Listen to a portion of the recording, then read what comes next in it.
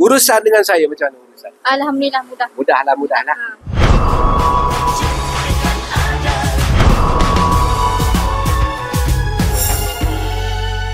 Bismillahirrahmanirrahim, teman-teman rakan-rakan. Hari ni aku terpegun dengan satu beza yang untuk adik manis kita. Yang ni adalah model Advance, model yang baru. Ada plastik lagi dalam. Dia tak nak buka plastik. Dia kata malam ni nak tidur dalam kereta. Bersama dengan adik kesayangan dia. Kita bersama dengan nama dulu ni? Nur Suliha.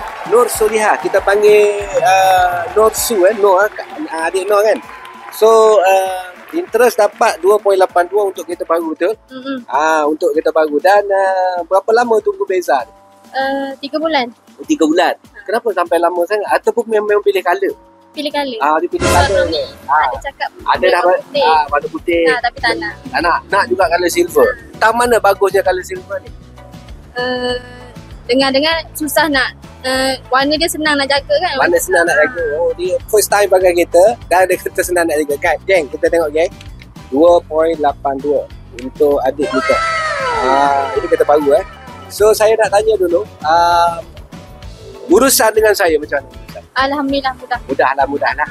Guys, kita tengok dulu daripada langit turun ke bumi, berapa yang ada untuk adik Nur Suliha. Daripada langit turun ke bumi, cik ada petrol dia tak pernah dapat daripada family. Beli kereta tempat lain tak dapat. Minggu yang pertama, ambil duit saya isi minyak kereta. Kau jangan curi duit mama, tak baik.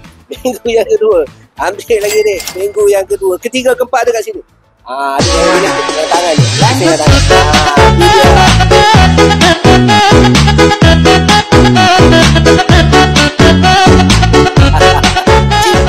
Minggu yang ketiga. Wow, ada lagi. Dan ini adalah kata minggu yang keempat. Sebulan saya bagi petrol percuma untuk beza. Semalam nak ambil kereta, interest 2.8. Macam mana perasaan? Alhamdulillah. Syukurlah kan. Macam nak tambah tek lalat suatu kan. Ada tek lalat je. Jom kita tengok semalam. Bersyukur nak tambah tek lalat tu. Jom.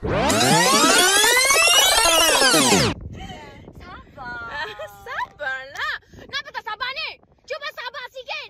Sabar.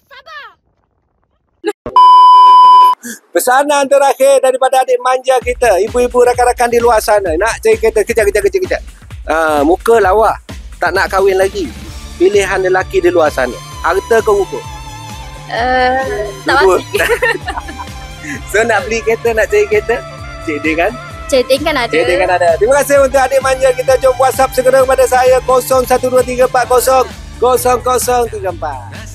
Sanksi tentang kereta boleh saja kamu buka program saya untuk semua.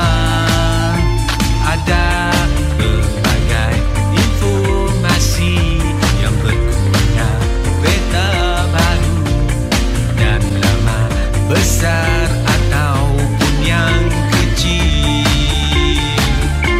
Tak perlulah rasa gusar, tak perlulah rasa